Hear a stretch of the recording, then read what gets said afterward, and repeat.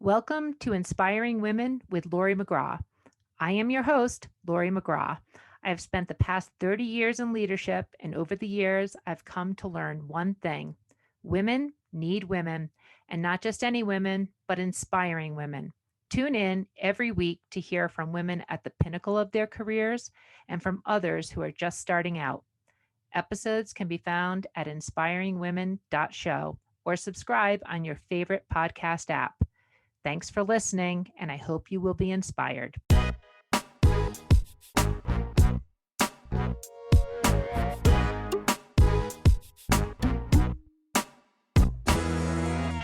Today on Inspiring Women, we are speaking with Dr. Nicole Christian Brathwaite. Now, Dr. Brathwaite is a practicing child and adolescent psychiatrist. She did her undergrad work at Villanova. She got her medical degree at University of Pittsburgh. She is also the Senior Vice President and Medical Director at Array Behavioral Care. She's the CEO of Well Minds Consulting Company, where she focuses on advising schools and educators in terms of how to deal with supporting youth with mental illness. Dr. Brathwaite is committed to working with underserved children and families, both locally and globally. And she's also very accomplished and interested in the intersection between technology and medicine. And I am excited to be speaking with you today, Dr. Brathwaite. Thank you for being on Inspiring Women. Thank you so much for having me. Well, let's dive in. I always got so much to talk about in the space of behavioral care and youth and adolescence and this pandemic, and my gosh. But before we even get to that, why don't we just start with, what do you do in your day-to-day? You both practice as a physician as well as lead a technology and services delivery company. Tell us about your day-to-day. Sure. So like many women, I think I have more than just one job, many more than just one job.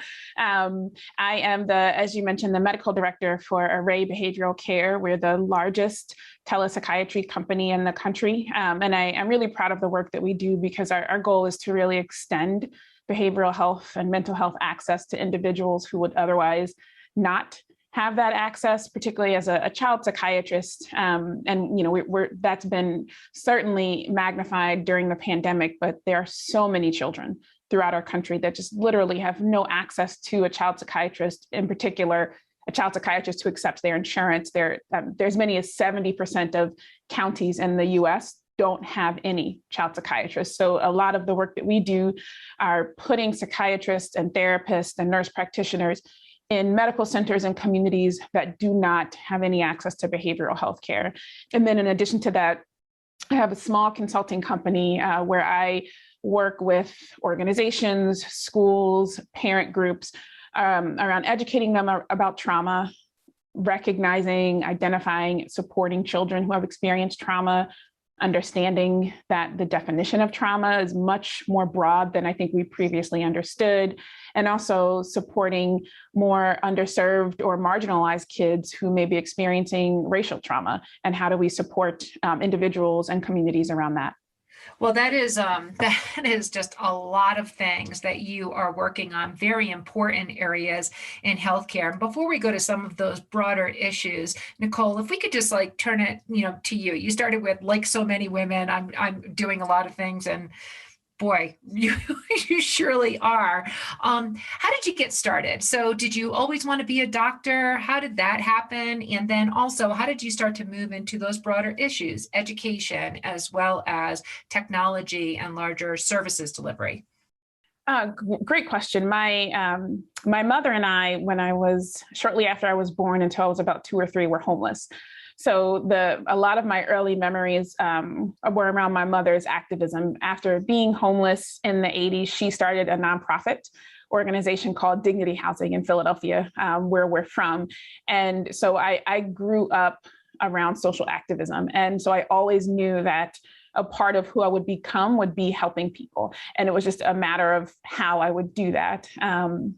And so a lot of the work, I volunteered with my mother's organization. I worked as a child and even as a young adult with many of the kids in her organization. Dignity Housing created housing programs and job programs and for women and families who were homeless and who were really struggling getting back on their feet.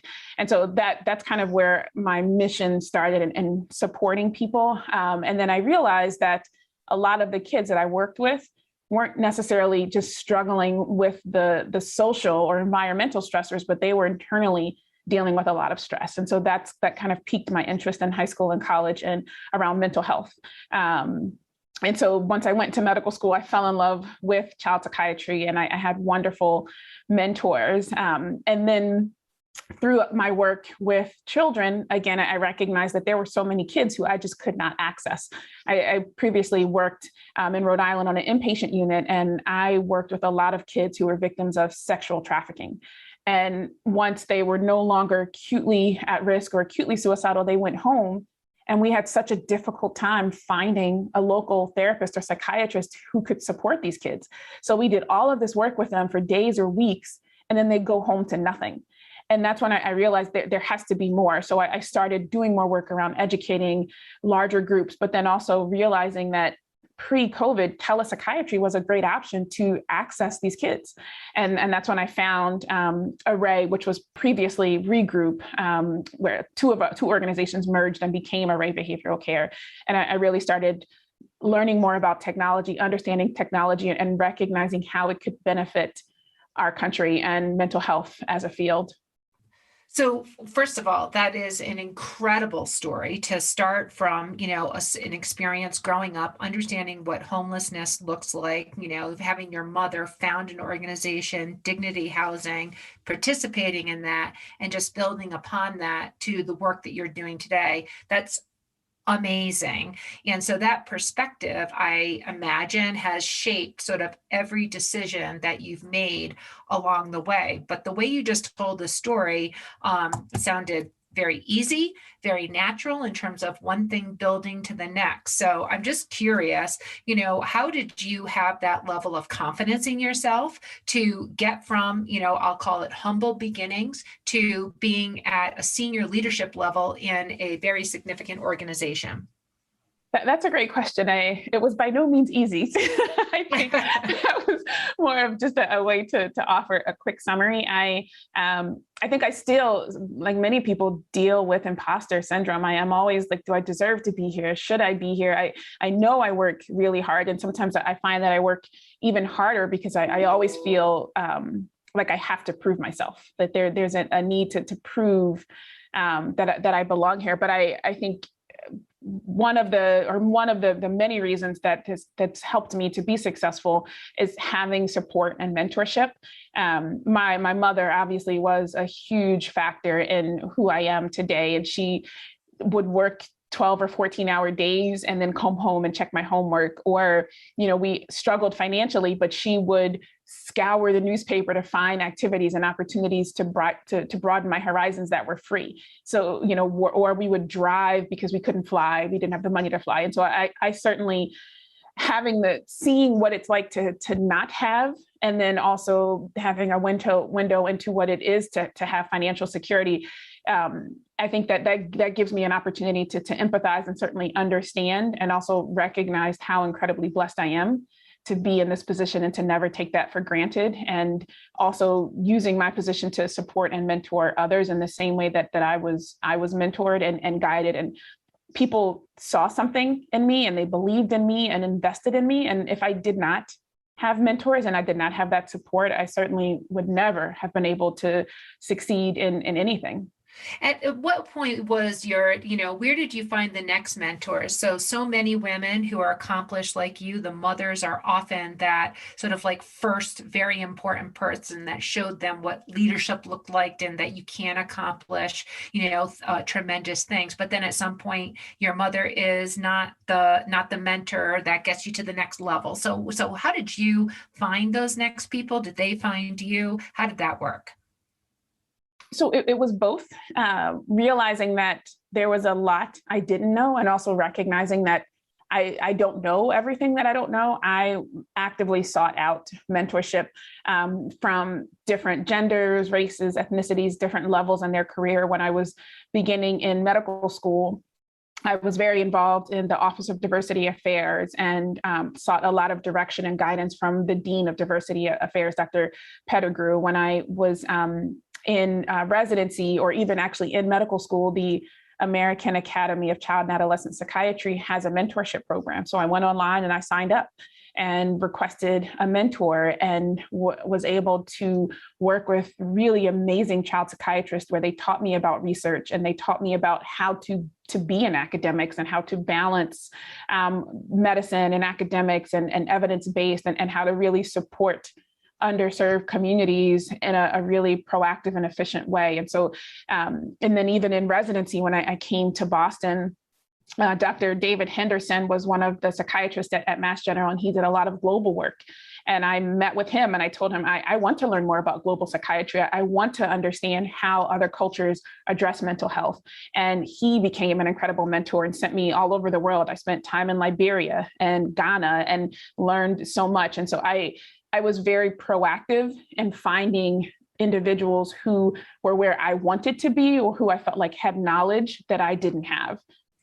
That's really great to hear those, very specific examples. I mean, so many women like you, accomplished, worldly, making a larger impact every day in the work that they do. They speak about mentorship, but you're actually showing about like how intentionally you are able to create and just cultivate some of those really important relationships. So that's terrific. Nicole, I wanted to sort of turn to your area of expertise. So you're a child psychologist, you are an expert in mental health.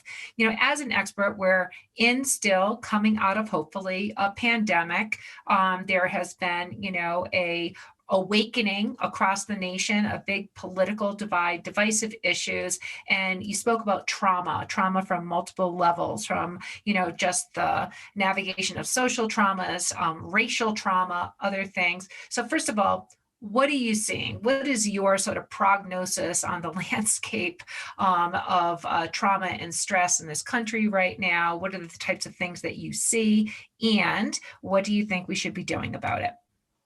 Sure, that's a great, we could literally spend hours on this topic, but that's a very important question. So I'm concerned.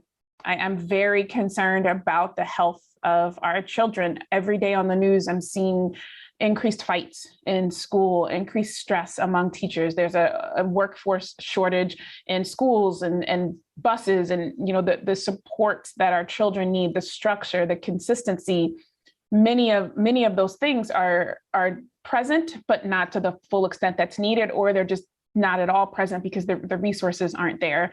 And we're seeing an increase in kids and adults presenting to emergency rooms in psychiatric crisis with suicidal thoughts, having self-harmed. And we know that there are certain groups of individuals who are much more vulnerable, who have had a disproportionate have experienced a disproportionately negative impact because of COVID.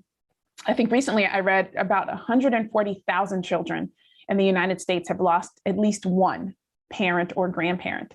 Mm-hmm. And many of those kids are Black or Latino, or many of those kids come from families of color that were already struggling with financial stability due to the pandemic, or managing illness, or even if they didn't lose a parent or family member, they're now managing long COVID. So there's the immediate obvious complexities of COVID, but then there are also the transitions of going back to school, dealing with the racial reckoning that's happening in this country, and witnessing these videos of racial violence or police brutality, or even, how certain individuals are treated.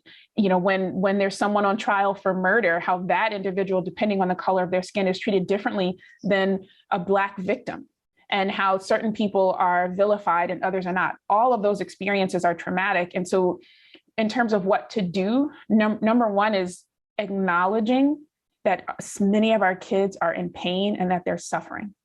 And it is really not on us to tell someone else what is painful or what is traumatic for them. I think often as adults, or in general, as people, our goal is to try to pacify. Oh, it's not that bad, or oh, maybe it's not what you thought it was, or maybe that wasn't racism, and that's kind of our just general instinct to kind of make it better, but not realizing that sometimes that's actually exacerbating the underlying pain. Sometimes people just need to be affirmed. You know what? That is painful. I can't imagine how challenging that must be. I can't imagine how difficult it must be to be a Latino or Asian American in predominantly white settings, and how you don't always feel welcomed or supported, and not minimizing that experience and acknowledging that discrimination, Islamophobia, homophobia, any type of discrimination, all of those experiences are potentially traumatic, and all of those experiences should be recognized as such and treated as such. And realizing that any of those experiences, that's cumulative. Trauma is cumulative. And we know that although we're not screening for it in mental health, people who have experienced lifelong discrimination or racism often meet criteria for PTSD or anxiety or depression. And we really do need to start expanding our definition of trauma and treating people as trauma survivors. And we're also seeing, just in terms of, the robust amount of medical science and research that's going on in terms of the impact of racism on so many other health impacts, chronic disease, short changes to like length of life expectancy. And so I agree with you that these issues are quite enormous. We could spend hours on them, and I really don't want to minimize them. So, can we focus on some of the areas, maybe one or two of them, where there are potential solutions? I think we do all have a reason to be worried about the youth in America, and it's happening to them, to us, but we're also participating in it. So what are some things that you think could be helpful? I think how to acknowledge trauma by not just trying, the cheery, it's going to be okay, but acknowledging what people are saying or feeling or experiencing, whether you can through your own experience or just try and understand theirs, is helpful. But what else? What do you see as things that we can do, even to just touch a piece of these large problems? Sure. I do think it's helpful in all settings to take what's described as a trauma sensitive or trauma informed approach. And this doesn't have to be limited to medical or the mental health field. This can be in your day-to-day interactions with people or in the work environment. I think even on an organizational level, many more companies are looking at what it means to support psychological safety or creating a more trauma-sensitive environment. And so essentially, what that means is by taking a trauma-sensitive approach, number one, we are not labeling people by their worst days. We're not labeling people based on what we see to be deficits. We're taking a more strength-based approach because everyone can do something well. Everyone has a special capability. We just often don't look for it.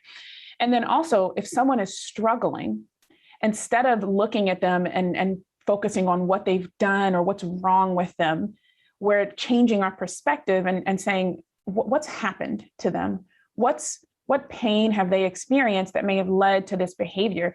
And just frankly, giving people some leniency. So even a specific example in our day-to-day work lives, let's say you work with a colleague and they've been persistently late. Our initial reaction may be to punish them, maybe, put them on a performance improvement plan, set clear expectations. If you walk into your boss's office because you've been late and the first thing they say is, this is unacceptable, you need to do better, you cannot continue to be late, this is impacting everyone.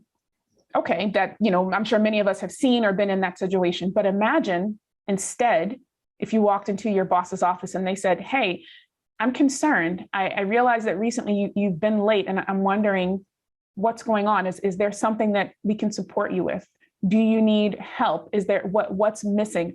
What tools or resources do you need to be successful that we aren't providing? How can I support you in being successful? Now, same situation, very different responses, and that changes the way that the individual responds and the sense of safety that they feel, and frankly, even the outcome. What about the interactions, on all of the technology platforms that we're dealing with? I mean, we have so many of us, it's Zoom calls, all day long. And, even the telephone is no longer direct voice to voice conversation. If it's not a Zoom call, it's social media responses, Facebook or whatever, Twitter, on and on. So what are you seeing there? And that, from my perspective, just seems to have only magnified the problem and reduced that, being trauma sensitive and aware, that makes a lot of sense to me, but yet we're not seeing it. I'm not seeing it, in terms of just the culture of online interactions. Absolutely. And I tell myself and I tell my patients all the time, step away from the computer, step away from your phone. Social media is not always our friend because there's no break. Right. When we watch the news, you can turn the TV off, or, pre 24-hour news cycle, the news was on at specific times of the day. And so it was, it was a more deliberate exposure. Now with social media, I mean, you can be bombarded with constant negative imagery and toxic information or toxic responses from people online who really their only intention is to be harmful. So, when we're thinking about connecting via social media, I feel very strongly that we need to impose our own internal limits because it's not healthy. It particularly when you're in a setting where you're arguing with someone. I've never seen anyone change their life because of social media. I've never seen anyone change their opinions because of an argument that they had on Twitter. And so, that's not worth your energy. And being very clear that, and I heard this term the other day, saying no protects your yes. And so there's certain things where we invest our energy, it's depleting. It's not reinvigorating, it's not refreshing. And social media is one of these things that's often very depleting. And so making sure we're putting limits. In terms of, Zoom meetings, even, my company is fully virtual. We are a telepsychiatry company, and our chief people officer, she's intentional about scheduling meetings for 45 or 50 or 55 minutes because people need breaks. You can't, I think because people are working from home, the assumption is you can work nonstop. You still need to take a lunch. You still need to step away from the work and step away from your computer in order to be present, in order to be fully engaged. And I do believe that we can cultivate relationships via the Zoom or even via the phone, via technology, but we still have to acknowledge the limitations, and we still have to acknowledge that we need those breaks, and we need to still practice self-care. And a part of self-care is limit setting. So how about that for yourself, Nicole? I mean, I think all of that advice is terrific. Are you good at practicing what you know are the right things to do, or how do you maintain your own balance and self-care? That is such a great question. I think my husband and my kids kind of force me to, even when I don't. And I also realize I have to be better at practicing what I preach because I tend to overwork. I tend to give everything 110%. And, you cannot be great at everything all the time. And that's hard for me. I think a lot of people in medicine were probably type A personalities, and a lot of people in science, like things have to be done a certain way. But also realizing that I am not productive if I haven't eaten lunch. I'm not productive if I haven't had a break. My grandmother used to have this saying, you can't pour from an empty glass. As a caregiver, in multiple areas of my life, I'm very aware of when I am done, when I'm exhausted, I am not a good mother. I'm not a good spouse. I'm not a good physician. I'm not a good leader. And I'm telling the physicians that work for me to prioritize self-care and let's find ways to reduce burnout. And they're looking at me like, but you're sending this email at midnight. So I think maybe you need to kind of look in the mirror. So I mean, it's a constant work in progress. But at the very least, I'm thinking about it and making an effort and realizing that this is just as important as getting anything else done. Well, I'm glad to hear that you're not as superwoman as you appear, and that you're human. And I saw one of your interviews, and I really appreciated your comment that there are no healthy children without healthy adults. And I think that really was just a very astute commentary on, why it is so important. But I agree with you. We struggle with it. We all struggle with it. Nicole, I have really, I could speak to you about so many of these issues. But on Inspiring Women, I also really like to focus on, for people like you who have accomplished so much and who are clearly driven to have a outsized impact on the world, what would you close on in terms of advice to younger women who are starting out, who maybe don't have it all figured out yet? What would you advise? What would be some advice there? One, I would say, I don't think anyone ever has it all figured out. I think there's always that doubt, that concern, and not to allow that to hold you back.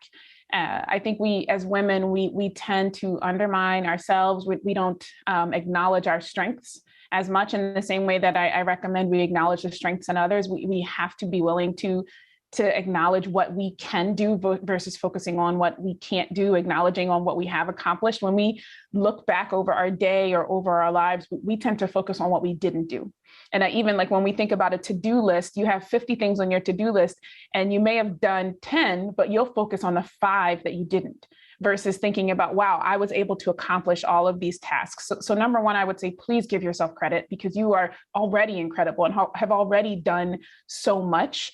And two, again, please don't do this alone. This is any career, any ladder that we're trying to climb. There are many, many times that there's things, there's barriers, there are people who are in the way of us becoming successful, and trying to bear that burden on our own is really challenging. That these days of grin and bear it or suck it up, that needs to be eliminated. That's not healthy.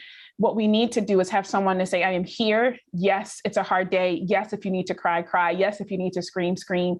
And having someone that you can check in with, having those accountability partners, having those people who really pour into your life and edify you, and being aggressive and seeking out mentors. The worst they can say is no.